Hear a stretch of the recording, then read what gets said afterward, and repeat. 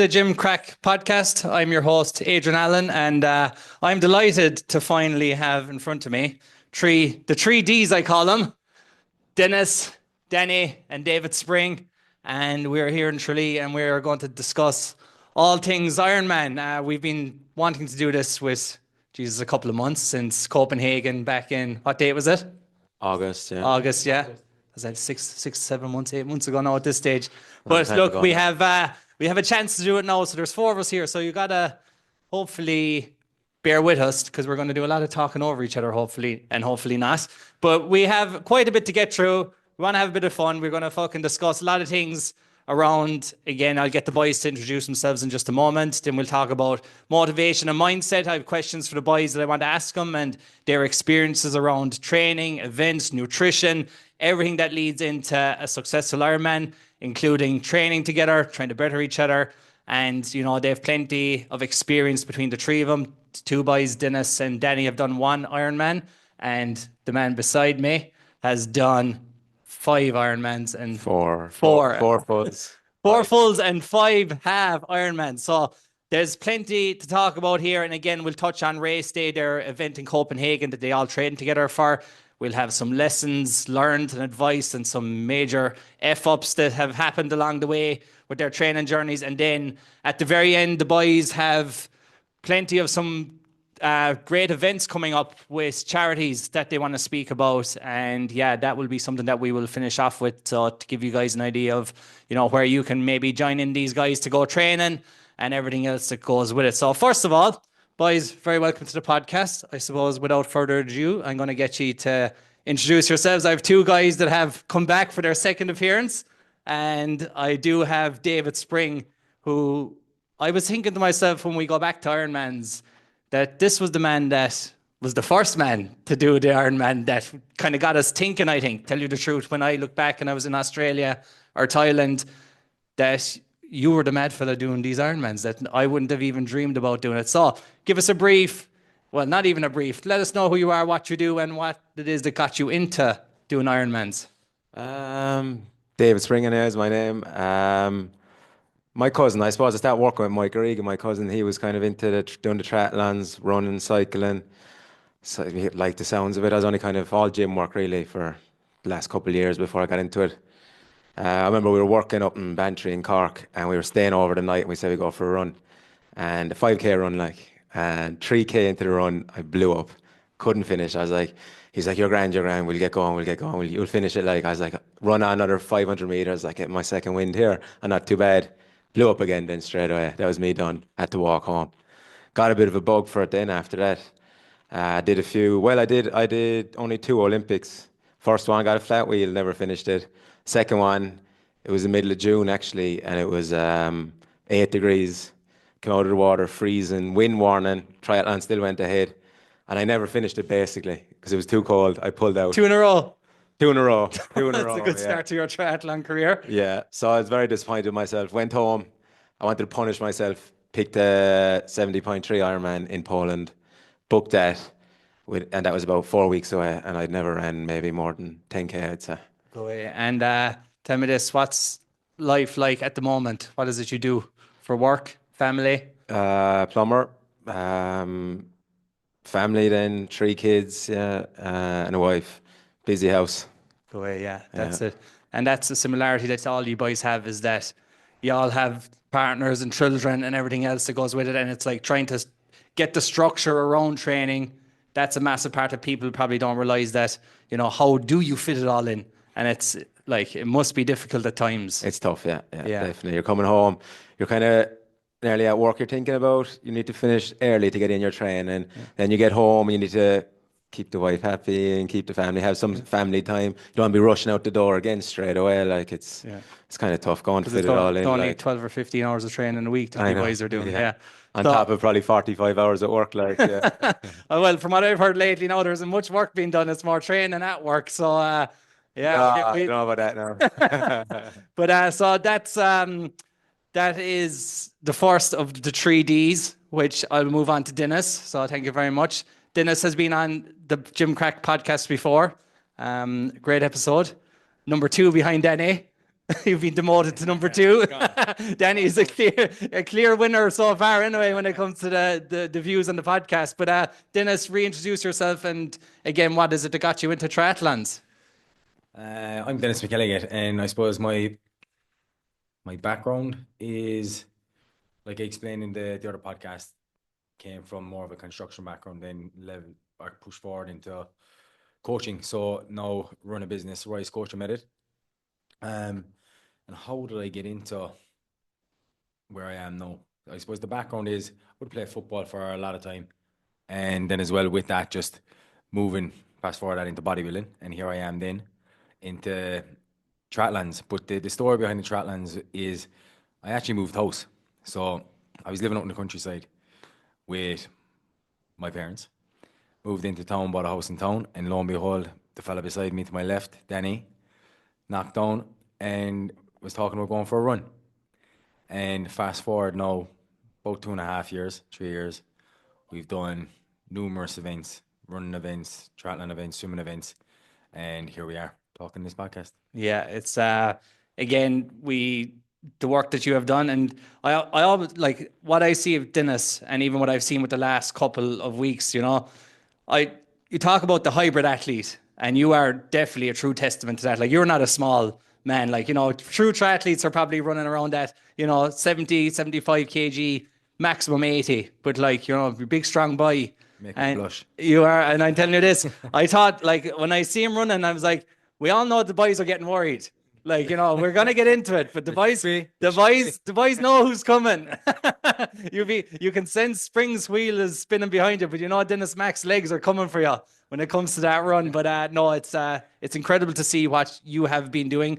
Like, again, when we spoke last time, it's the transition from football to bodybuilding to triathlons now, and it seems that the big focus, I think, now lately is just sticking with triathlons, obviously, and you're still obviously doing your strength training and everything else. But would you say that is specifically what you're aiming at right now, more so than anything, or? Yeah, no, it definitely is. I suppose the grow I have for this now is just transpired.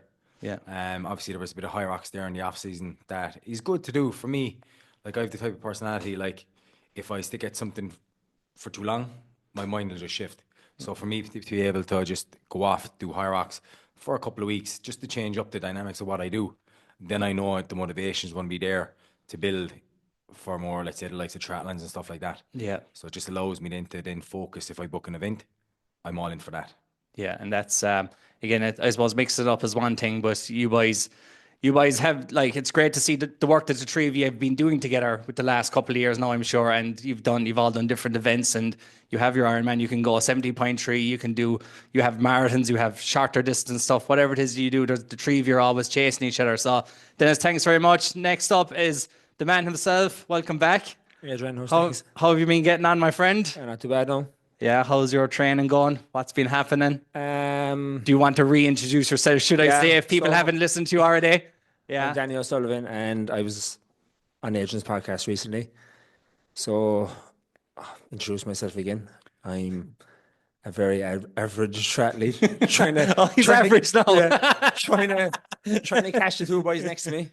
But as you said there about Dennis, the worrying factor is gone. It's that it's more of acceptance now that he's better than us. So he's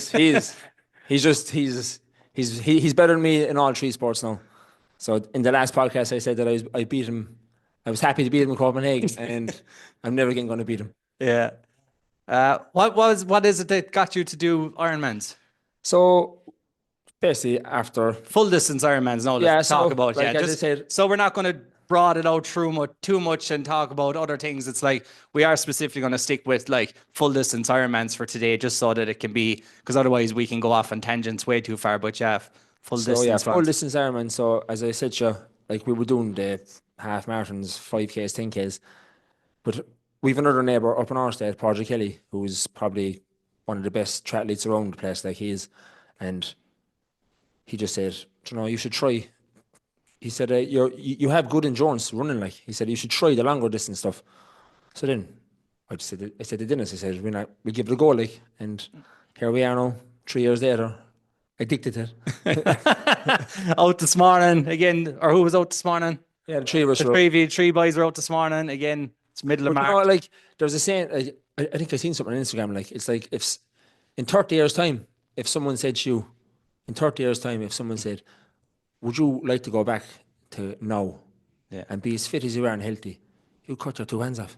Do you know? Yeah. Like you. So like just do it now while you can, because in 5 years' time you might be able to walk. Do you know? So like just keep doing what you can now while you still can. Yeah, no, it is. It's incredible, and you know, I've done an Ironman myself. I won't leave myself out of the conversation, but I wouldn't like to be putting myself in the middle of the boys and their training and everything else that goes with it, because I would be chasing my tail for sure and certain. But no, cheers, boys. Thank you very much. So again, that is the three lads, the three Ds, Denny, Dennis, and David. I wonder who has the biggest D, but anyway, we leave that for another day. So boys, look. Plenty to get through, and I suppose we'll start off with like the motivation behind training in general, I suppose. And what's it like, the three of you boys training together? I get Danny, you can take it. What's it like when you know this, like middle of winter is coming and all this, but like what is it like having the two boys to train with? I think it's great because every training session, it's not just a case of getting it done. It's very competitive. Like, I know, just for instance, now today we were all cycling, and next of all, we know there's a segment coming up. And if anyone doesn't know what a segment is, explain on Strava, it could be like a 500-meter burst on a bike or a run. But if you get the best score, you get a crown. So you know it's coming up, and you're waiting for someone to take off. Then all of a sudden, one fella goes, and you're like, oh, for fuck's sake. Then you're after him. But training with the boys all winter and stuff, you know it's going to be a good session, because there's no one going to leave it on anyway. There's no one going to say last minute, I can't go. Like you're never going to be on your own. So the motivation between all of us is very good, and the consistency is very good as well, because everyone shows up and trains together. Yeah, it's good. It's an incredible thing to do. And I suppose, Dennis, like, what is it like for you in terms of having the boys? What you find is like, do you feel pressure to perform, or how has the pressure like brought the best out of you? In terms of like, it can be in any aspect, swimming, biking, or running. And just, I suppose, for people that maybe haven't listened to podcasts before, full distance triathlon, can you just explain what the full distances are for an Ironman as well? Yeah. So for a full Ironman, obviously you're looking at a swim, which is 3.8k. Then you're going straight into a 180k bike, then into your full marathon, so you're 42.2 run. But just back to your question, I suppose, around the training and motivation side of it. For me, look, it's all about putting yourself into situations where there's boys that are going to ask questions of you. They're going to put pressure on you. If you're not training, calling you out, asking you why you aren't pushing yourself in different situations. I think that's what we have. And like Danny mentioned there about fellas not leaving each other down. Like we'd want to be dying sick to not be at a training session for one of us, or like if one fella wasn't there, there's always going to be another fella there. So we're always pushing the envelope that little bit further. But like, it's a big thing, and I know I mentioned there, it's just putting yourself into the circle of people. Like, there's always going to be someone out there who's better than you, and if you're not training with fellas who are better than you, then you're not getting the most out of yourself. So it's just putting yourself in those situations that you are asking questions yourself on a daily basis, and that's what I get with the two boys. Tell me a bit more about the Strava group that you guys have. That I hear there's a few people in there not pulling their weight. There's some people a couple of pounds down, but let everyone know what, like, another form of motivation, I suppose, it is to get you there. So what we do, I'm new to this. Like, Dave should be talking about this. It's Sunday, man. So the boys started a group, and I think there's about 10 or 12 of us inside there now. Whereas it's done by hours. So the more hours you do, the higher up the leaderboard you are. But if you're the bottom, then you have to pay into a kitty, which is then spent over Christmas time. And second last, always Saturday. So not just last. You have to have a proper session. It can't be a gym, it can't be a yoga, it can't be a walk. It shouldn't be, there should be no mountain bikes, but there is still people logging mountain bikes. Or dips in the water. You can call people out here as well, you know what I mean? Doyler doing laps from Fina to Tralee on a mountain bike, is it? Yeah. I was wondering why his pace was so low on the bike. Huh?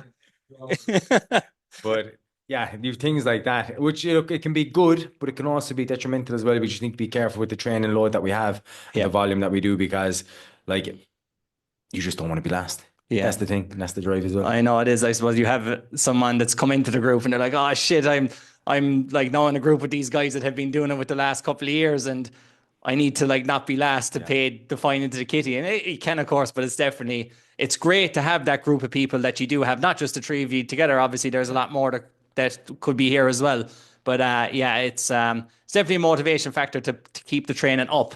You know, even if you had to pay the fine at the end of the week, at least you know you've done more training this week than you probably would have done it, even if it was a case of like, oh, I've only done 5 hours, but it's probably 5 hours more I've done because I would have done none, only that I know that everyone's watching me. But again, I suppose back to you, David, and I just want to go back to, you said like your first full distance Ironman. When was your first full distance Ironman? August, 23. Was it 22? Was it 22? Yeah. 22. So 3 years ago. Yeah. 3 or 4 years ago. 3 years. And just give us, I suppose, bring us up to speed with how the first one went. What was your goal? What were your goals like going into the first one versus kind of where your goals are now and how they've developed? And I suppose like even just with the goals, I suppose everyone has a time frame on what they'd like to do. But what have you found you've gotten better at that's probably helped your time, or is it all three aspects? What do you put it down to? I would probably say all three have improved. Like from the first one anyway, I was saying there, I signed up for that 70.3 and I did that, say, the week before the full for my first one. Yeah. Oh, God. So I finished. Right, yeah. There's So a you've done story there that as well. Ironman. Go on, give it to us. There's a first one, Yeah. I finished that and my cousin rang me, whose name is David Spring as well, Okay. who had done 3 Ironmans. And he had it booked in Cork, which was the week later, and he wasn't going to do it because it was from 2019 and the swim was cancelled, so he never bothered doing it. So, but he was out of shape for an Ironman, like he hadn't been training for this, so it was going to go to waste. But he said to me, "Look, it's there if you want it." And I was thinking, I'm crippled here after doing this 70.3, like I could barely walk after it, like. Yeah. But so I said, look, I'll chance it. I'll see how it feels during the week, like. Yeah. So what was the 70.3 again, just for anyone that hasn't? Just half the distance. So it's 1.9 swim. What's the bike? 90 and a half marathon then, 21.1. So 7 days before the full distance Ironman. I did that and Good. killed myself there as well in Poland. What was the week like leading up from you've done? Was it 70.3 in Poland? Yeah. And then the full distances in Cork. Yeah, in Cork. Yeah, What did you do the week before? Worked. I was at work for the week, but I could barely walk Monday and Tuesday. And kind of came round. It was grand by the time I came. I felt all right, like. Yeah. But we had no accommodation or nothing booked because it was last minute and it was in Youghal. Like, you can't get accommodation there anyway, as he found out. Like, so we had to sleep in a tent. Oh, for fuck's sake. Yeah. The night before an Ironman. Oh my God, yes. The night before, and there was a caravan park behind us, and they were partying all night. Like, so I got about an hour and a half sleep. Oh, Jesus Christ. I know. But yeah, I was doing it with my cousin Mike again, Mike O'Regan. It was his first one as well, where our goal was to go as far as we could. So we didn't even plan on finishing it really, like. Right, yeah. So we had that, and we just, I actually probably enjoyed that the most out of all of them. Yeah. We just stuck together. We did the swim. He's a serious swimmer, like, so he was Who did out. they did it with you? Mike O'Regan. Oh, yeah. So he was out of the water, I'd say probably 5 minutes before me, and he just waited in transition for me. Oh, no way. Yeah. That's a good train or a good buddy to have on a race day, isn't it? We weren't training like a race. Yeah. We were training it just as trying to get it Training, done. Like, yeah. So we did that. We got on the bike together, spent about 15 minutes in transition, like, took our time. Yeah. Got on the bike, kind of, yeah, that's like you, yeah. But we had a handy cycle, about 27 kilometers an hour. Wasn't bad for Cork, like, kind of, but we just cycled together the whole way around. Got to the run, then just took off the Ironman shuffle the whole way around, like 6-minute pace for the whole thing. Got it done. Enjoyed it. Like, I was crippled after it then. So I went from running, my longest run was 16K 3 weeks before the Ironman. Then I did 21 in the 70.3, and then I did the 42. Oh, yeah. Just The a week 50% after. increase in Yeah. or 100% increase in loads. Yeah, so that was tough, yeah. But then I had the buzz. For it then and loved it. It was, How long did that actually take you? I think 12 and a half hours or Okay, something. yeah. I know, yeah. That's like, and this is the thing, like, it's jump. Yeah, like the times that you see with people before, it was like, you'd be like, fucking finish it is one, like, finish an Ironman is unreal. But now you see, like, well, I don't say you see so many people doing it. It's because you're interested in it, so you see people doing it. Yeah, that's it. Yeah. You know what I mean? And then it's like the sub 10-hour marker, like whatever, it's sub 11 hours. But like to finish an Ironman is incredible. Yeah. Like, you know, in 12 and a half Very hours, different. like, yeah. And a lot of people, we do put time limits on it now after a while, you know, but anyone doing their first Ironman, it should be a case of enjoy it. Like, you know, you've paid a lot of money to do it, like, as well. And the last thing you want to do is not enjoy it or not finish it. You know, so like it's no harm to actually do your first Ironman and be like, no pressure on you. Like, but some people do put pressure on themselves a lot. You know, maybe guilty, you know. We're all guilty of it. Yeah, definitely. The first one should be just about getting it done and no expectations, like really. Yeah, cool. So that was your first one. Then I signed up for Barcelona, which was 5 or 6 weeks later. Yeah. So that was also probably too close. Yeah. No. Did you have a coach for any of this? No. Okay, I that's did okay. not. Yeah, that's all right. Yeah. My training was going out, swim, bike, run every day. You know, like totally wrong. Like everything was wrong. Not eating right at all either. Yeah. But I found that out the hard way then in Barcelona because I kind of set like I wanted to do a better time, you know, and all this. So the weather was awful. Well, it was sunny, but it was like 50 km/h winds, like. Yeah. So and it was choppy, everything, and it was in October, which I reckon is a bad time. I had no one to swim with, you know, in the lead up, like, and everyone was kind of finished training. The summer was over, so it was tough. It was tough to keep the training going. Like I was on my own. Shit. But yeah, I went through the swim and kind of struggled there. It was a bit of a swell. Like I actually think I puked in the water twice.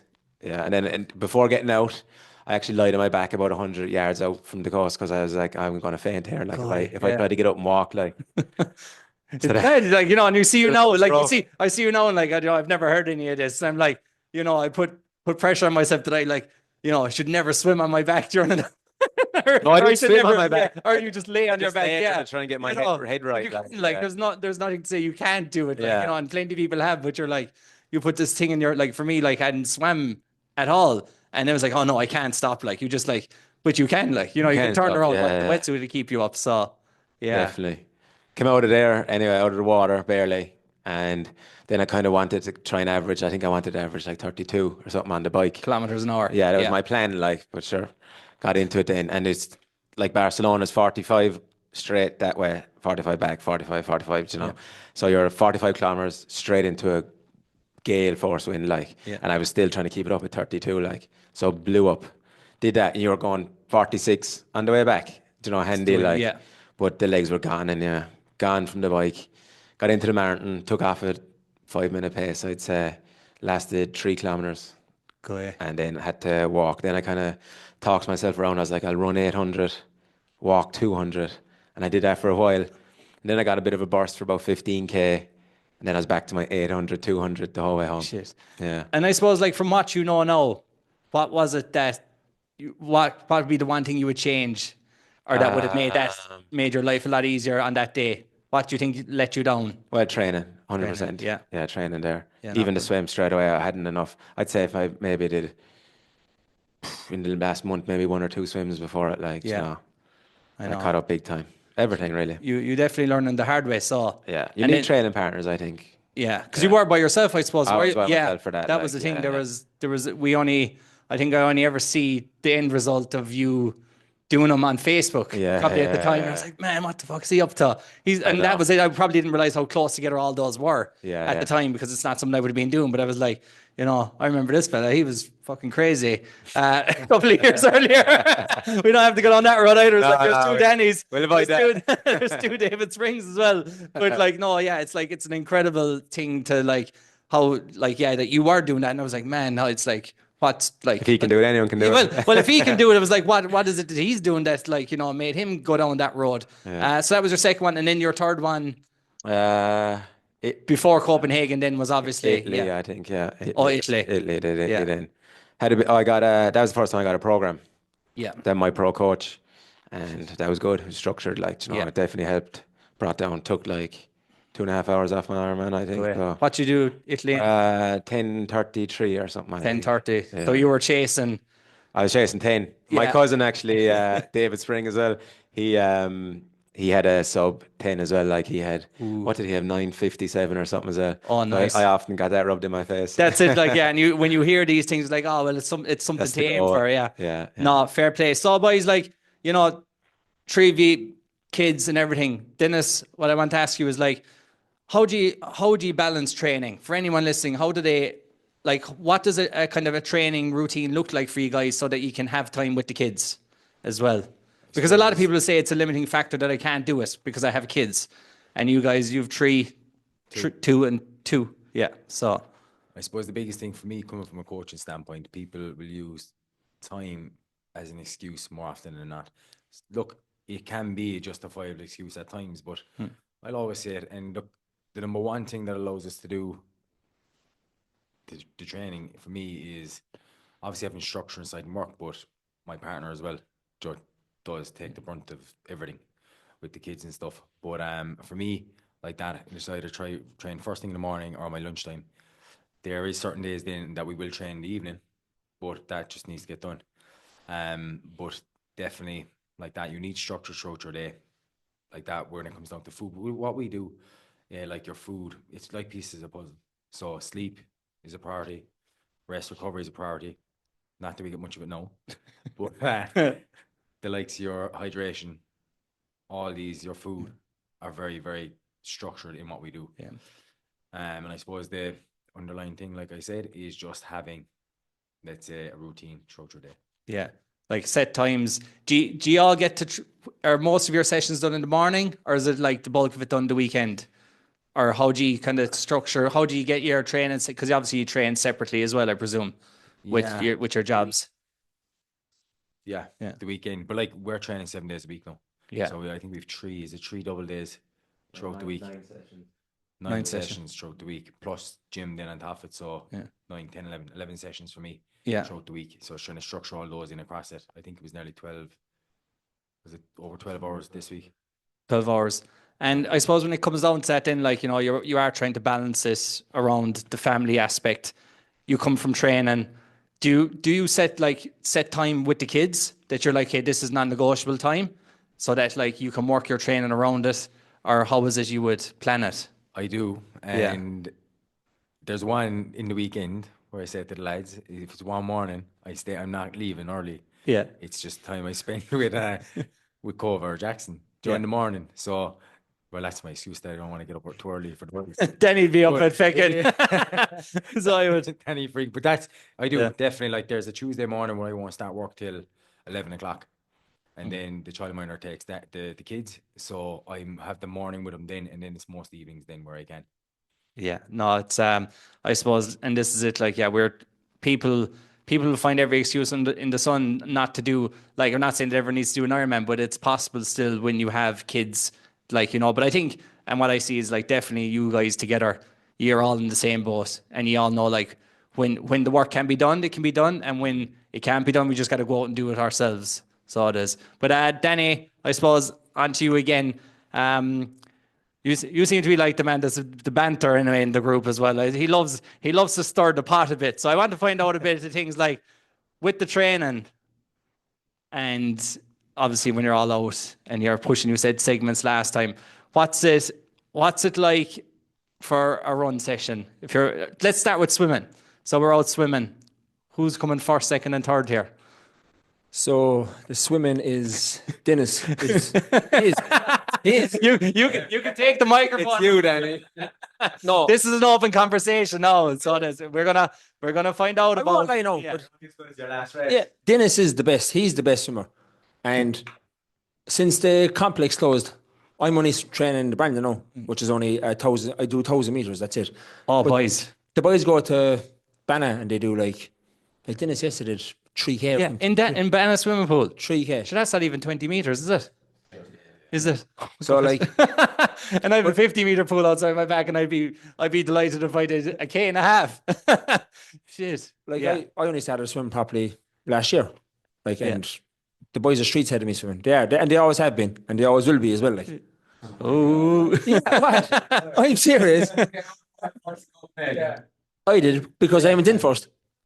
You were the fastest time. You're only as good as your last race. That was a fucking fluke. A fluke. Right. So yeah, when you actually are training in general now, like what's it like to have the boys chasing you? Like, or chasing pick some of them that's better on a bike or better on the run.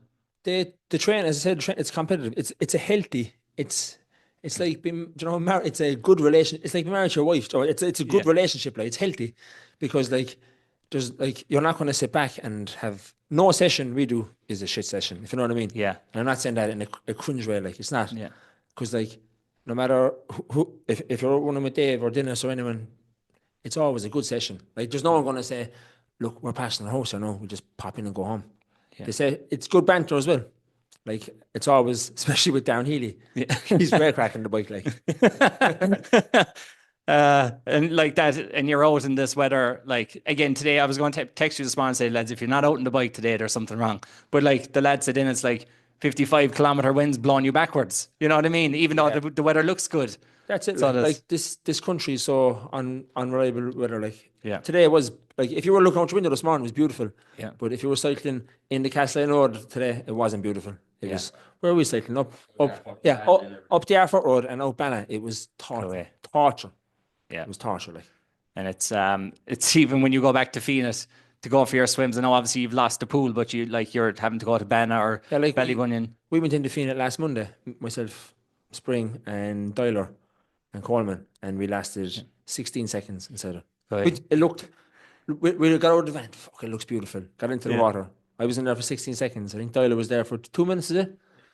200 meters. Yeah, 200 meters, yeah. And like, it was like someone just poured boiling water in your face. It was stinging. Yeah. I went back a couple of weeks ago and I was saying there, and I was in there. I lasted 5 minutes just standing in the water. And honestly, I could have got out after 2. It was honestly like crippling. And then some mad bastard gets in and goes swimming with his tongs on and his goggles. I was like, where's your brain at? How does your brain not freeze in this temperature? But these fellas it's like a fella going out having 5 pints every weekend or every day. Like, he'd bury you in the weekend, didn't he? Yeah. Drinking, These people are going swimming every day, like. And we show up then. I haven't been the sea since August. Yeah. So it's just, you have to acclimatise it as well, like. Yeah. No, it is. It's I'm fortunate enough to be going back to Australia this week. I'll have, not fortunate enough, but I'm going back anyway. But it's, I'm looking forward to getting on the bike. I'll send you a picture of the sun and what it does, in the heat. The one thing about there's sharks in Australia. Jesus. You could be bitten by a shark next week. You could well be bitten by a shark. And I'm well aware that I don't know what it's going to be like to swim. I haven't swam for 6 months or 4 months now. But I've no intention to go back to swimming just yet. But boys, the first or less than 6 months ago, the three of you headed off to Copenhagen. And Dennis, I think something that I want to talk about, and the two boys have worked with you. Yeah. With nutrition and training. I am with you for nutrition and training as well. Can we talk about the fourth discipline of triathlons, we say, and that is nutrition? So I suppose you can use yourself an example if you want. Obviously through training, if you can just give me a little bit of knowledge about what you do, or what in terms of pre-race, or let's say we can talk about anything that's long distance. We can talk about the bike. We can talk about the run, or you can say, do you even eat on the swim? You know what I mean? Mm-hmm. But I suppose give us a breakdown, or even any carb loading protocols that you use the day before the race, and just give us a little feel about what it is that helps improve performance versus if you weren't doing it. Yeah, so I suppose I'll even go back to when we set off for Copenhagen. So obviously the two boys are working with me as well on a nutritional standpoint. So the big focus for us, let's say, even we started our carb load 2 days out from Copenhagen. Yeah. So obviously we had to bring foods with us over to Copenhagen as well, just to make sure that the foods that we had, we knew were going to agree with our bodies. They were going to digest right, rather than going into Copenhagen buying a load of new food, and we're just risking that before we started our race. You brought stuff from here, yeah. So you're not trying different things. We did buy a few things over, but nothing crazy. We had the bulk of the stuff that we needed for our carb load.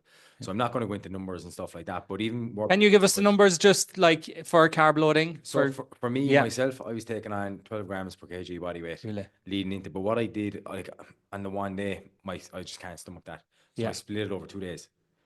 But let's say I did a little bit higher. So on the first day, I did take 6 grams per kg body weight. Okay. Second day, then I knew I could push that a little bit more. So what I did then with that is I actually pushed it to 8. I just knew I couldn't push to 12 in the one day. And I worked kind of the same with the boys. Obviously, the numbers would have been different. Yeah. But having worked with the boys for a period of time, like I know, like you mightn't think it, Yeah. because I was heavier and carry more mass than the lads, and burn more calories as I moved.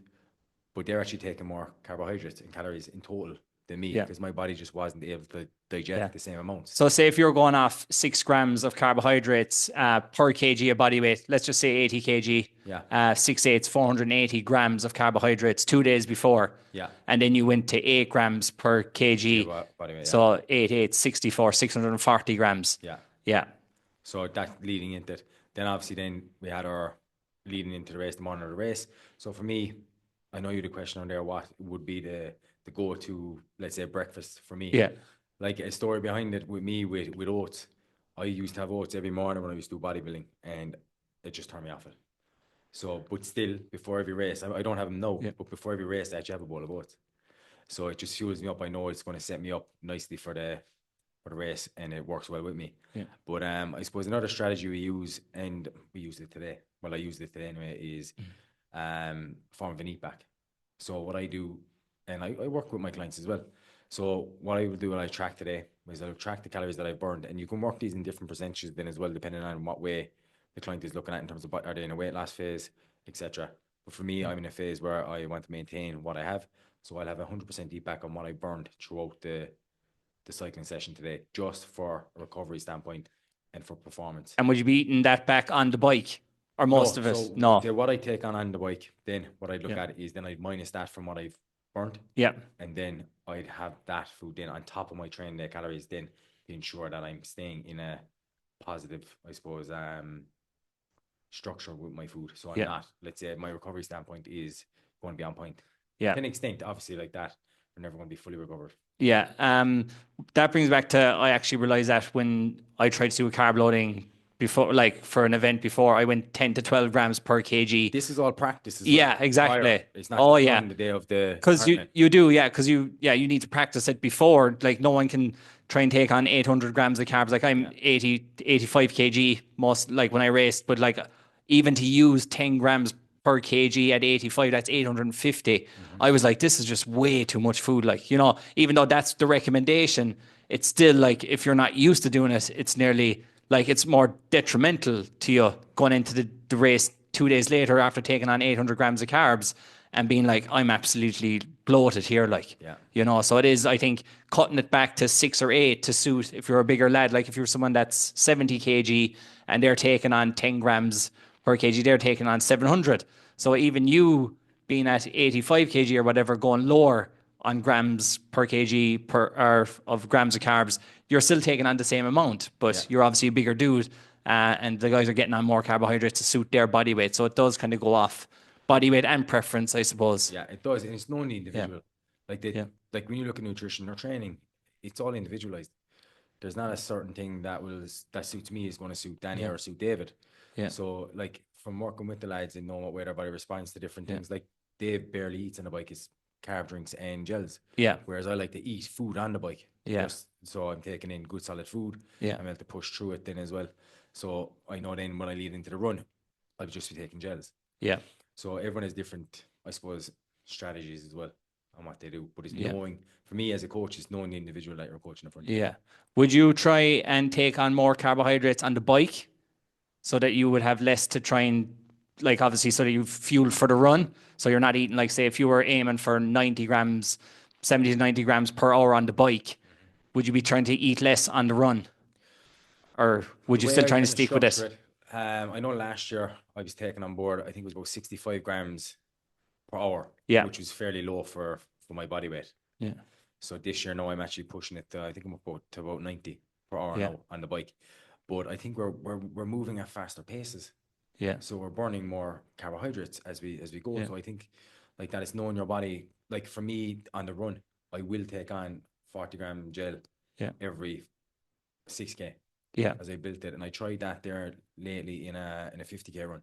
Oh yeah. And I found it worked an absolute treat for me. So that's a strategy I know I will bring into the Ironman leading into in six weeks time. 6 weeks. So boys, Dennis David and Danny, like we know Dennis is a nutrition coach, but open to any one of the two of you, what have you found has improved your training? Like can you say like something like what is now working well that you probably wouldn't have done before?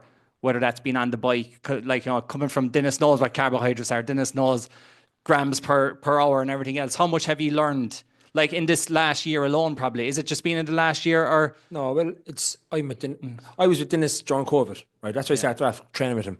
But I went to my honeymoon, just to get in shape, put on fucking few pounds on honeymoon, came back. But then that's when I started running. So yeah, so I wasn't really as serious as I was now. But over the last 2 years, like if you don't do good nutrition, you're wasting your time. Do you know, it's like putting dirty diesel into your car. Do you know, the car is going to break down. Like, it's like, so you have to eat properly to perform properly. And what Dennis is like, I could go out tomorrow and I wouldn't say I could train someone, but I could tell someone what to eat. But Dennis knows exactly how the body's going to react. And when you send him pictures every week of your body, he knows how to move the you know, as in I wouldn't know that. Yeah. But I'd know how my own body worked. But I still like training with Dennis because it's just, what's the word? It's like, you know, just, accountability. And if you're not, it's like, you're taking the guesswork out of it as well, I suppose. Like, it's like a teacher. If you're not putting in, he'll fuck you out of it. Yeah. He's a friend of mine, but he'd still say, come here now, man, like, you're not fucking, you know, you're not putting in effort this week, so cop on, like. Yeah. But I think like that, the nutrition is definitely, it's 90%, it's nearly 90% is, like, of the yeah. plan. It is. For something that long anyway. Yeah, it is like, yeah.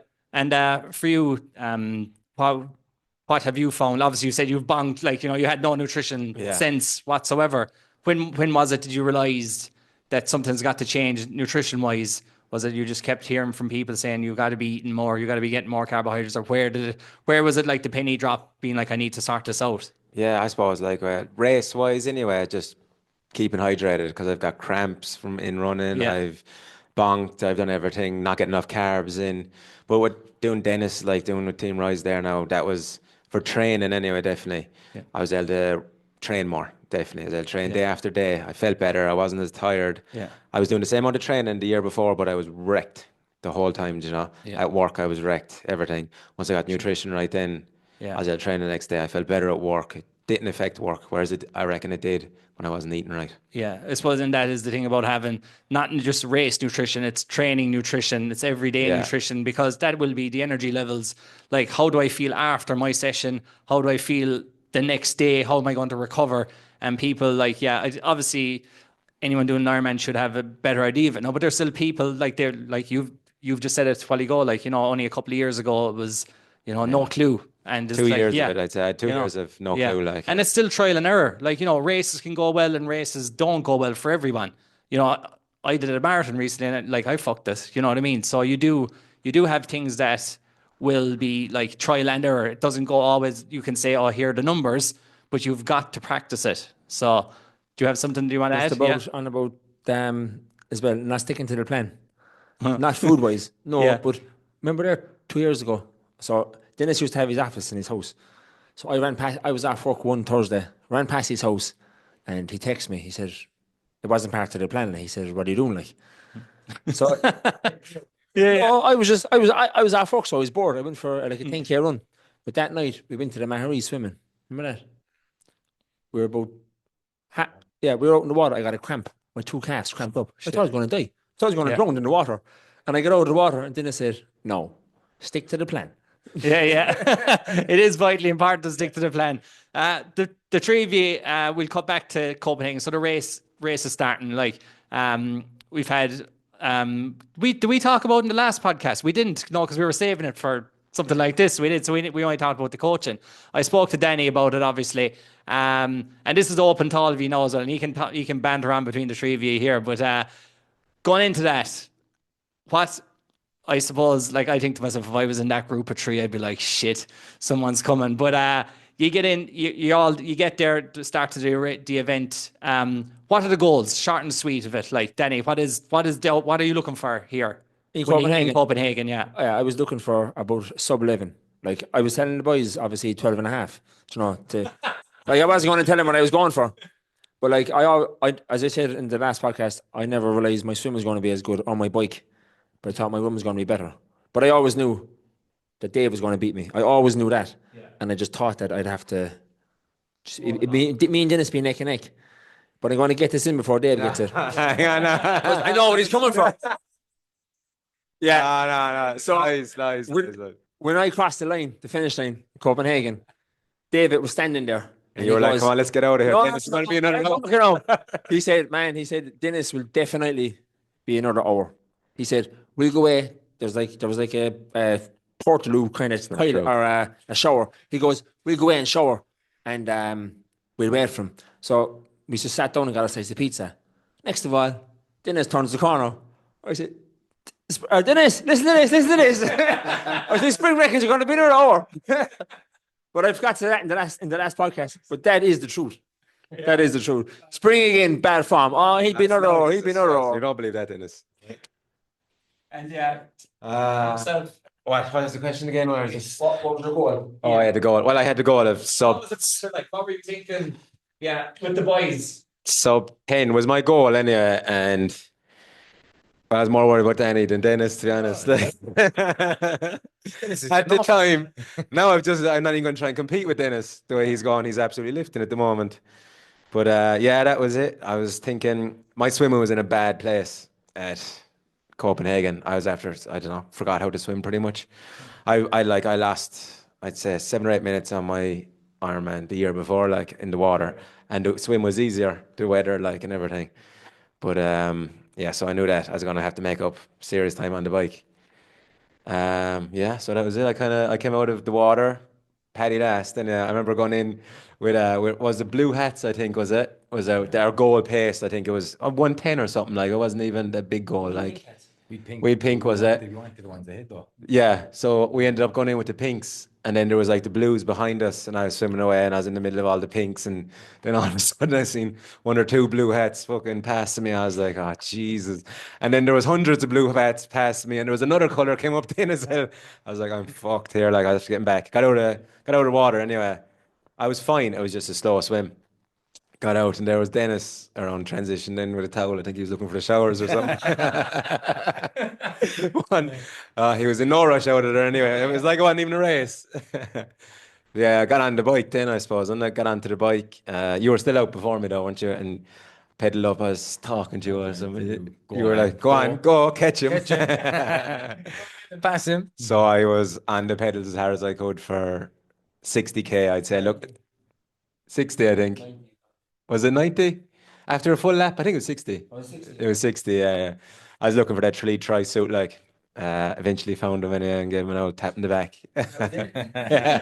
Adios. Yeah, no, it was good. Got onto the run then and came off. I actually came off the bike with another Irish fella that I had done a half Ironman with about 6 weeks beforehand in Waterville. And I ended up coming 9th in that, and he was 10th by a couple of seconds behind me. And we were talking afterwards, they were both doing Copenhagen. Ended up doing the run together for the first, I'd say, 19 or 20k, but I couldn't go up with him. He was running 4:40 pace or something like that, So I left him off in there, but that helped me for the first 20k there. I seen Danny as well. I kept seeing Danny. I'd say we've seen each other 10 times out there, did we? Yeah. And the first lap, I was thinking, geez, how close is he? He's fairly close there now, actually. I was thinking. Trying to look at the hand to see how many fucking things they have around the wrist. Yeah, well, I knew it was definitely only 1 lap anyway. He was definitely 1 lap behind me. But I was trying to pick a point, and you'd be a bit delusional during it. Your brain's not fully there, But I was trying to pick a point and then running past again. I was like, was he there or was he further on? And I was like, I think he's further on, he's catching me. So then I try and blow myself up for a bit, and then back to where we were again, at the start. And yeah, it was like that till the end. But I was happy. There was. Yeah, it's like cat and mouse from what you were saying, every time you turn the corner. But yeah, and before I get to you, Dennis, it's I was fortunate enough to do it 3 months later. So I had my time in my head. I was 11 hours, and I was I want to do it in 11 hours. And I was don't be putting what the boys have done in Copenhagen into their heads. But before I get into mine, Dennis, what was the plan going in? To your first, because you're first Ironman as well. Yeah, my plan, I had no really expectations going into it. There was no really nerves or anything. I remember being at the start line, we were kind of saying, are we nervous or what? You haven't trained as much as us either, I don't think, at the time. No. I suppose coming from a bodybuilding background, I knew I was always going to be back from the boys. but not too far back. Like obviously, like we were training together and pushing into it, and we put in solid training. But I in my own mind, I said if I can come in under 12, I'd be going well, because my bike, I got COVID. I think it was COVID 3 weeks out from the event, and I couldn't do the Ring of Kerry Ring of Clare. No, Ring of Kerry, yeah. So I actually went for a run one of the days, and I said, "No, I'm fucked here." My chest was gone, and I was like, "No." We did a cycle one day, and I was 100k into the cycle. People might be saying that's a big cycle, but I said, "Lads, I have to go home quick." So they went off and did about 140k. I just cycled home, and then I tested positive. Oh shit! But, yeah, you could feel it, like. Yeah, but even past that, like leading into Copenhagen, no expectations other than I wanted to come in under, let's say, the 12. But on the day, it just felt good. Like on the bike, I was actually thinking, I knew you were all watching, and you actually popped into my head. Yeah. I think I said that, Joe. And I was on the bike. Oh, we were watching. Yeah, we were definitely watching. Well, I was watching from Australia anyway. Everyone who's watching are waiting for me to blow up. But like for me, I wanted to be comfortable going through transitions. People laugh at this. Yeah. Like I was going through it. We were so used to doing the Hardman events and stuff like that, whereas we'd bring our stuff to the bike. Oh yeah. I grabbed my bag and I ran down towards the bike, and people were calling me, and I was like, because you throw it in, they won't catch me. I go, I'm keeping going here, they're not slowing me down. Yeah. Next thing I realized that I had to go back there and change. So then that's where I met Dave, and I was drying my toes. Oh, right. I was drying my toes, my feet. He was like, "What the fuck are you doing?" Yeah. Get on the Get bike. out, like. Get going, like. There's time has been wasted, like. Then like that, we went out, we got onto the bike. I can't do what Danny does, so I had to stop and go for a piss. That was another. Look, the long and short of it, if I didn't go for a piss and I rushed to transition, I would have beat the two boys. Yeah. There, yeah. I was actually just going to say that how impressive Dennis's time in the bike was for a man who stopped every time for a piss. Like I just couldn't figure out. I only stopped once, but it was a long one. It was built up for so. But I must have made half an hour. I must have made about 5 or 6 pisses on the bike. Like. No, I pissed before the run then as well. So but the first transition I think I done was nearly, I think it was 7 minutes. So I could definitely have shaved a nice bit of time off that. But look, it was my own decision to do it. I want to be comfortable on the bike. But the bike like that, it went very well for me. I didn't feel like blew up or anything like that. Then the run, I was surprised in the run then as well. It just felt comfortable. And I was able to go through it. And then I landed in obviously afterwards, and there were the two boys having a great giggle. And then the shock happened. He's fucking here. Yeah. What's going on? Because you weren't, like, what was your finishing time on the day? 10 hours, 11 minutes. Shit. So I knocked nearly, obviously, an hour and 50 off what you actually thought you were going to do. Yeah. And it was like, and I'll go back to me watching that Ironman from my bedroom. I'm pretty sure I was, and just checking up on the results. And like, watching, you knew that the three of you would be all out of the water. Like, roughly the same. And like someone, ahead by a minute or two or whatever. But to come on the bike then, and like I didn't know about you, but I knew about you. I knew that you could really push the bike. We knew he was let's say Craic on the bike. We knew that. David. Yeah, we're talking about David Spring here, sorry. Yeah. Like David on the bike. What do you average on the bike? I think it was 37, was it? Yeah. About 37. Kilometers an hour. Yeah, kind of cut back. I was thinking near the end. Well, the second, I think it was about 38 for about 160, and then I was like, felt it in the legs, so I was like, I'll cut it back a small bit now, which. Yeah. So it's it's like you all come out of the water, or you all come out around the same time. Then you have time on the bike. If you're doing, well, I would have said if you were doing sub 6 hours on the bike for the 180 kilometers, you'd be doing well. That was my plan. Yeah. Same as like everyone else in this planet. 5:13. What? 5 hours 13. Yeah.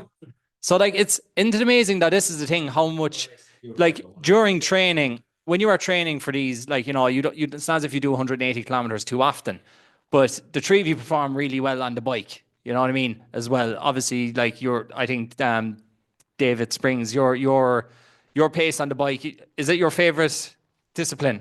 Not really, no. Oh, really? No. Yeah. I think I prefer running the most, like, yeah. Yeah. And this was the thing, like, you come on the run, like, and the pace that you went out, Dennis, on the run was like phenomenal. And you said to me last time, it's like, are you going to blow up? But you were doing like 4:45 at the start, and you held it. Like you were saying to me that your marathon time was your PB marathon 3 hours? 3:37. Yeah. And you ran. I ran 3:30. Was it 3:35 in the Ironman? Yeah. Obviously after PB. Yeah. Yeah. Like, that's unheard of. Like, and it's crazy to be able to like even think that you could hold that pace. Like, that was a phenomenal run, and to come close to 10 hours. I know it's in your head now that you're pushing. Oh, next year. It is. Yeah. And of course, Danny, it was your first Ironman as well, and we spoke about it, and like we spoke about it in depth in the last one. But what was it? Talk to me. I suppose like you came off the bike. Your strongest discipline is running, I would say, but talk to me about the run. When you got to the run section, how did you feel you performed? Not great in the run. Yeah. Like my legs were you bollocks after the cycle. Like. Yeah. Like as I said, like you're 6 hours into the race before you start running. Like any other person that's just doing a marathon might have a week off before they go do a marathon. Plenty rest. You're after cycling. I think I averaged 35 in the bike for 5 hours, flat out like, and then you have to run a marathon. And most of it is the run is it's a mental. Like the run in the marathon is more mental if anything. It is. It's all in the head like, and my legs they were heavy, but as I said in the last podcast, like the last 5K was no torture, but I had to get it done. Like. If there was one thing you could change on the day to improve your performance, what would you do differently, or is there anything you would do differently? Not really. Like I actually emptied the tank. Like I that's open to all of you boys as well, by the way. I couldn't have done anything. Like I couldn't have done anything to make me faster on the run. Yeah. Not unless if I just got a pair of rollerblades. Like I would not have ran faster if I changed anything. I don't think so. I think that was me maxed out in the run. Like because when we were training during the summer last year, Dennis pulled the ultimate fast one. So he kept telling us, lads, I think you're running a bit too fast for your heart rate. But the plan was, Dennis made us run slower, right? Brought us down a bit to his level. His level. No, I'm not saying that in a bad way. But then, come race day, he blew us out of the water in the run, like. But it was all a tactical game by him, like. He started this like in February. I agree. I agree as well there, because I actually for the first 20K I was running 4:40 or 4:45, and I wasn't comfortable at it because I hadn't done it in training. Yeah. And I went back to what Dennis told us, back to 5-minute pace for the rest of the race. Yeah. And Dennis was there, lads. I would not lie to you. That was a fast time. That was a fast time. It was the biggest stroke of all time. What would you change anything? Or even what you think would improve your performance? Yeah, I think I kind of give up myself on the run. I think I should have stuck with your man that I was with doing that pace. Like I was kind of more worried about my heart rate. Looking, my heart rate was up at 150, which I wasn't used to running at. And I'm sorry, I just didn't stay there and keep going. But you think you would have been not comfortable, but you could hold that. But then again, you're different to me. Like 150 is my long distance stuff. Like whereas your 150. Me at 150 is probably running a 5:30 pace. Your 150 is running 4:45. So that's the difference as well. Everyone's going to be like it's going to be different for everyone. My heart rate's kind of lower. I think like I can never get up to 170, 180. Like like you were saying for long distance, kind of like But I just think that, and well, my swimming, but on the day I couldn't have done anything about that. And definitely. But you were happy. What was your final time? 9:44. Oh, goddamn, yeah. Very much so. Dennis, anything you would have changed? You would not so much change on the day, but or what is it you would have changed, or what will you do differently next time? Next time it'll be just faster through transitions, not bring the towel and and the shower gel and everything. But that's all I really changed. I think I outperformed myself on the day. Everything kind of went well. The weather, everything was absolutely perfect, and I suppose we all have the same mindset as, look, we're going at this and we're leaving nothing in the fucking tank. We're just emptying everything because we just want to catch the fella in front of us. Yeah. It is. So, and as well, the spring last year we were doing like one event down South Kerry. And I said, what's that, spring? Oh, they're painkillers. I said, what are they for? Do you not take painkillers? I was like, no. So for a whole year, Spring was hiding painkillers while he was. So then we all started taking them. Yeah. And then during Copenhagen, I realized like that, Jesus, like what were they? The Northern, was it? Northern are just a game changer. Like there's no pain in your legs. There's nothing. So if you're doing an Ironman, make sure to take Northern. Oh God. No, boys, but look, come here. Yeah, look, the crack you must have with training and the seriousness that you do take training is like, a credit to the results you're getting. You know what I mean? Every event you do, how you train, how you conduct yourselves, like, there's no fucking taking shortcuts or messing around. It's like training like athletes, professional athletes, you know what I mean, at this stage. So again, it was to watch you doing Copenhagen was a massive influence on me being able to perform. And like, especially on the bike, like my swim is my swim, like hour and a half swim, perfect, happy days. On the bike, thinking 5 hours, 45 minutes for 180, to be 90k in I'm going to do this in about 5 hours 10, thinking I'm going to blow up. Like, I just thought about, I think of all of you, but it was what you had said, like, and when I probably messaged you after you done yours, it's like, oh, everyone's expecting me to blow up. And I was like, well, everyone expects you to blow up when you're pushing paces on bikes that you're going so hard, like, but I put it down to you guys to, like, the motivation it gave me, because I had no one to back myself up. I wasn't racing anyone. Only I always had set the goal to go sub 11 hours. And when I came off the bike and I had saved myself 30, 40 minutes, I was like, oh, you can enjoy the run.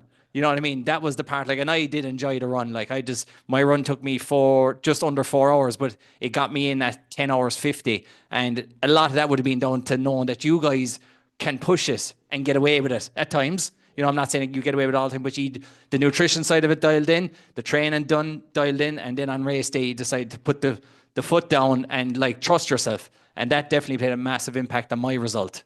But even us doing it as well, like the race is the award. Like you're training all year. There's no point going out in the piss and rain training and then come race day. My legs feel tired now. I don't know when I push myself. And plus, if you've got family there and who you're doing the race for. Yeah. Like there was a thing on Instagram that says why. It's like it had an Ironman logo and it said why. And it's like, why'd you get out of bed? Why'd you do this? Why? It's all why. And the reason is that's why you do it. Like it's for family, friends, and you're not going to give up. Like you're not. Yeah. I suppose a big thing there, if we go back to the training side of it, and I'd often say to people when they ask me my why in the sense of why we do this, but even with the sessions, like my view with the sessions and why we get so much out of it is like when we train, we're taking time away from our kids. So if I'm going to put in a half-hour session, I'd rather be sitting down with my kids watching fucking TV or playing catch or doing something like that. So I think the sessions that we have, I think it's like when we're taking time away from our family time, when we know that's so valuable as well. Yeah. We're like, lads, this is going to be a good session. We need to have a good session because we're wasting fucking time. The mindset going into these sessions is like, I'm here for an hour. I could be doing like, I could be doing a lot more better things with my life on like coming down here, pissing around for an hour, not taking it seriously, and not eating to recover and then getting a good night's sleep and then going again the next day. Because you could be doing something better. You could be working on your business. You could be playing with the kids. You could be, out working at 7 or 8 o'clock in the evening instead of fucking running around circles down at the track. Like it is like, you could be doing other things, but you choose to do this, you know what I mean, and put the time in. But no, boys, look, amazing stuff. And like I said, just because I wasn't training with you directly, indirectly, it was impacting how I turned up to train. Especially after seeing the result, knowing I have 3 months to go before I get my chance. And it was definitely very like inspiring and motivating to do it, and then be like, I get to do this in the sun. They get to do it. Like when I went back to Phoenix that day, I was like, this will never be as bad as it will get again. But look, to move on from Ironmans and stuff like that, it's there's what else have I got for you?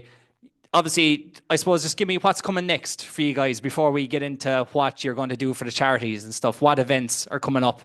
So myself and Dave have Ironman Gisolo, so just outside Venice. It's a 70.3. So we're looking there just looking to really push it. Yeah. We're training hard now the last number of weeks we're 6 weeks out. Anyone else from around going with you guys? There is Coleman Savage. Oh yeah. Daniel Doyle. Yep. That's it then, is it? Mark O'Connor as well. Yeah. So we're all flying out there. So it'll be a good, healthy competition. When's that? That is on the 4th of May. 4th of May. No holding back in the 70.3 now, is there? No holding back. Balls to the wall. Oh, let's Transitions. What Go transitions? transitions. Yeah. God. But that's the difference where, like, I suppose going from an Ironman back to 70.3 because you haven't done, have you done any events since the Ironman as such? Yeah, just running. just running. Smaller ones, yeah. Yeah. So you boys have the 70.3 and when is the We have London? T100 then in London. It's on the 2nd of August, is it? Yeah. Yeah, 12th or something. No, it's the 2nd, yeah. It's early August. Early August, yeah. But we're just gonna. The 3 of you are in for that, is it? I think there's about. Oh, yeah, and all the rest of the boys, yeah. Good crew from the Sunday Mass. Going Perfect. over on that, but it's going to be like that good, healthy competition in it. Yeah, Like that. good banter. Sticking with you, Dennis. Talking about the first chart event, seen it was only in the newspaper today about the Tom Crean Challenge, and it was last August, or I'd swear it was August, that I was back in Phoenix doing my casual swim. That's right. You had given me, Dennis had given me the orange life buoy to put in my back, and I was cruising away into the beach and got up and everyone was clapping me, and lo and behold, there was the boys in the kayaks behind me. I thought it was a joke or something. But explain to me what the Tom Crean Challenge is and what the cause is and what's involved. Yeah, so And when it is, I suppose, because a lot of people, I presume, around the area will want to be involved in some capacity or do it if they can. Yeah, like it's a team event. So we put in a team from Rise last year. Dave was there. Danny wasn't there just due to unforeseen circumstances. But it's, and I've said this to people, I actually got more satisfaction finishing that than I did the Ironman, because it like when you look at something like that for a charity, it impacts people's lives on a greater scale. So the lads that were doing the likes of Kieran O'Callaghan, Daniel Bohan, and those other lads, Pat O'Sullivan, that are involved in that, setting it up, massive testament to them, because they're impacting lives on a big scale. But what's involved is, it's crazy stuff. It's just 24 hours of relentless cycling, there's no swimming, there's kayaking, there's climbing mountains, there's back onto the bike again, going for another run again, but it's good. It's all good fun. It's not for the weak-hearted, especially when you're with the lads who are flying up the mountains waiting for. He actually did that the week after the Ironman, wasn't it? Was it the weekend after? 2 weeks, yeah. After, yeah. Yeah. So, no recovery again. Yeah. obviously. You don't do recovery. It's good for good cause, though. Yeah, good cause. But it was a good event. Like when you're looking at it, they're raising funds for the likes of Down syndrome Kerry, the Kerry Cancer Support Group. But they impact, let's say, smaller, I suppose, charities as well. Last year, I think there was massive money raised for it. It was the biggest amount yet. I think it was up around 80,000 or something like that. But it shows the level of support that they get from people from around Kerry and I suppose Munster, and even people from far away as well. Yeah, and this has been going on with a couple of years. This charity, has it? This has been going on for a couple of years. Obviously, last year was our first year putting in a team for it. Yeah. So this year will be the second year. We'll have a team inside there. So we'll be like that. Like each team then has their own GoFundMe. So they go out and they try to generate as much money as they can for their team. How many members in the team? 4 members. 4 members. You stick together for the whole 24 hours, is it? Stick together for the full 24 hours. We let poor Galway and Conway behind last. Well, you try and take everyone for the 24 hours. But it was a good. I was wrecked after it. Yeah. I remember sitting in the bar afterwards. Myself, I rocked on a little bit later. Dave was there with Mike, and I think the boys had a pint in front of him. And next thing, David's eyes started to close. Yeah.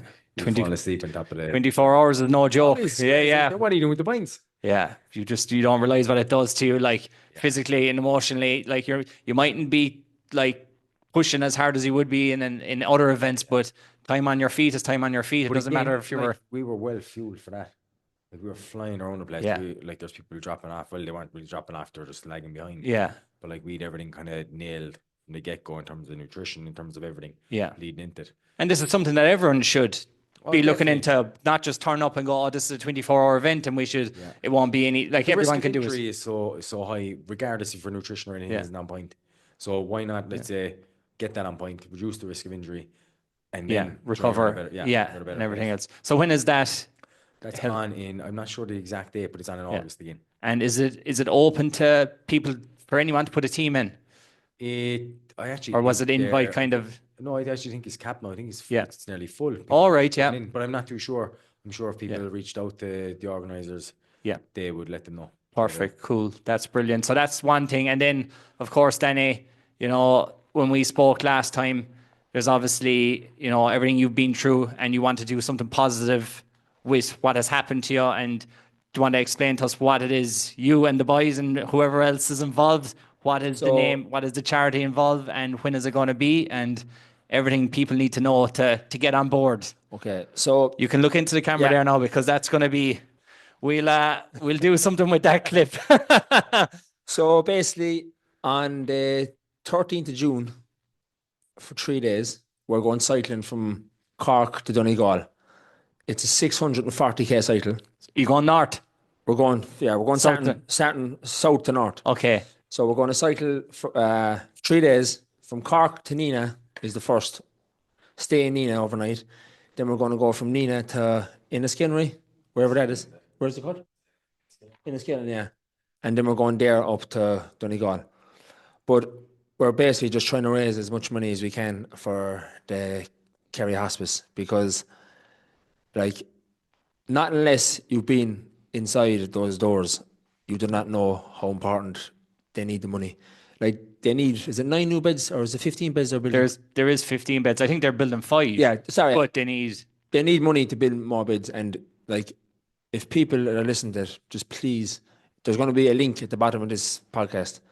Just, lads, whatever you can, 50 quid, 30 quid, whatever. The price of a Chinese, because no one knows when you, a loved one, a family member, are going to be inside those doors, and the staff in there are just excellent. And the Kerry Hospice need donations. They need everything they get. Yeah. So just please donate as much money as you can, and just spread the word, please. Yeah. So how many of you guys are going doing this? Are girls? So there's 18 of us going doing it. There's myself, the 2 boys here, and there's 18. But no ordinary fella can't. I'm not saying we're pro cyclists. Yeah. But you can't just show up and do this. So what are you looking to average per day, kilometers? We're going to do 250 the first day. 250. 250 the second day. Okay, and so that's about 10 or 12 hours of cycling. Yeah. Well, 10 hours if you're doing well, to be honest with you. And then I think the last day, what is it? It's whatever. It's 640 anyway, is the distance. So 640 kilometers in 3 days. But we're taking a chance. Well, middle of June, it could be pissing rain, so that's going to make it harder again. It could be sunny, it could be windy, no one knows. Yeah. And we have to go those dates because we're booking hotels. We can't just show up and do it. Of course, yeah. There has to be a level of organisation. Are you looking for sponsors, major sponsors? Well, no. People, it's just money. I'm not saying money, but we need I'm going to set up a I donate page. Yeah. So just money we want for the, I know every little helps, but I don't want someone to give us all cycling gear. I prefer to give us the price of the cycling gear to put towards the Kerry Hospice. What's your goal? Don't be afraid to name a goal and say it out loud. 15,000 euros. That's I worked it out roughly. If you got, if a family give 50 quid, that's but if you go 15 or 20 grand. Yeah. But if there's a millionaire out there who wants to go and donate a lot of money, there's no hassle. You can donate what you want. Yeah. So target is 15. Yeah. Everything above it, fantastic. Everything is a bonus. Yeah. Anything is a bonus, really. Anything is a bonus. It is, of course. Yeah. But it's good. You set a target. You want the mental challenge, the physical challenge of it is that, you will be putting yourselves through and the ringer for three days. Yeah. And it's usually a 5-day cycle. So obviously we're going to make it harder by doing it for 3 days. Yeah. That's why that's the punishment. It's actually Spring came up with that. We were 5 days. Spring was 5 days? No, we'll do it in 3. Then we got on to Matt Maloney. He was I'm telling you one thing, boys, 3 days is a dirty cycle. Yeah. Well, come here. You've heard it here first. Again, if you can, help the guys in their charity event that will be coming up, please do. Boys, thank you all very much. It's great that we have finally 6 months nearly that we've been able to sit down. I hope it's recorded. We've had this before. But no, I just want to say thank you all very much, boys. Best of luck in the future with anything that you do and the events that you do. I'm out of here tomorrow.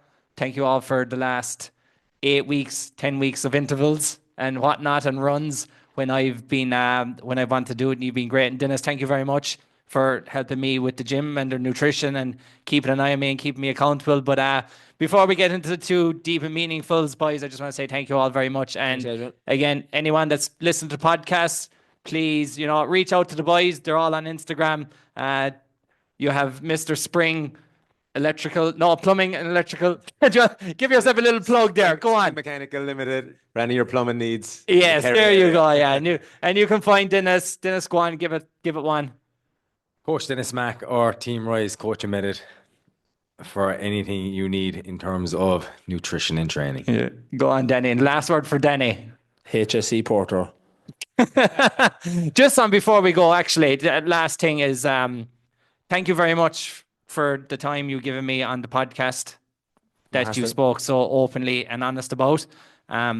Again, anyone that has listened to it, it's been listened to 2,500 times. It was 100 into the number one spot, or number 100 in the Irish podcast charts. But the amount of messages that both of us have gotten on that podcast, how open you were to talk about things, how well received it was from other people, and you still say that, people come up to the street and they say they've listened to the podcast. If you haven't listened to the podcast, just say, I think everyone has listened to it that has listened to my podcast has listened to that one. But no, Danny, thank you very much. It's, it was a big help to me as well to get my voice going. It's hard to talk sometimes. And when you said you wanted to do this and, it was the right time to do it. Again, we tried to sit down and have this conversation before any of this had happened.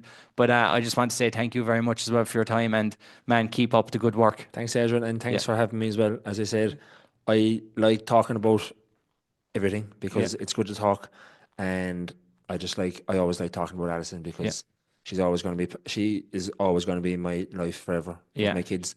So thanks very much. Not a problem. So everyone, if you can, I don't know, like, share, subscribe, share this podcast, send the boys some messages, let them know you listened, and talk to you all very soon. Take care. Bye-bye.